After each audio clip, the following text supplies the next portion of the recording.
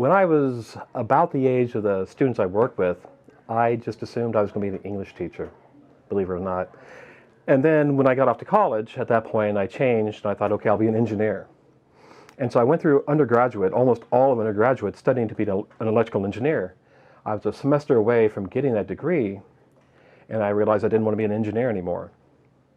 So I dropped out of engineering school and went into mathematics instead, primarily because I'd already taken a lot of mathematics. It wasn't until I got into the department that I realized I actually really liked mathematics, but still, even at that point, I hadn't really thought about teaching. Now, parallel to all of this in college, parallel to my engineering to mathematics transition, I was involved with music. Every semester that I was in college, I was in a performance group, a wind band. And in my spare time, I was a drum major at the University of Kansas. So when I switched over to mathematics, I also found myself in a role of writing and teaching shows for a 240-person marching band.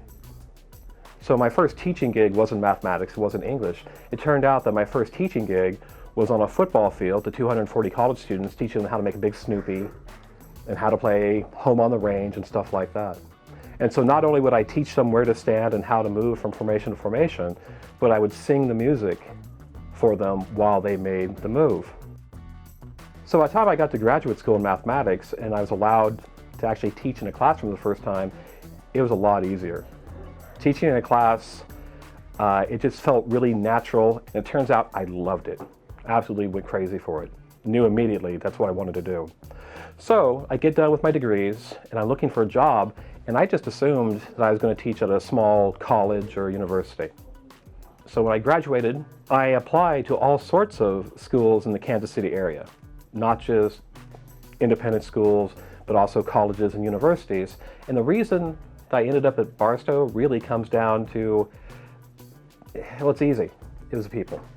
So the people I work with, the students I work with, the parents I get to spend time with, the people I work for, it's all about that family.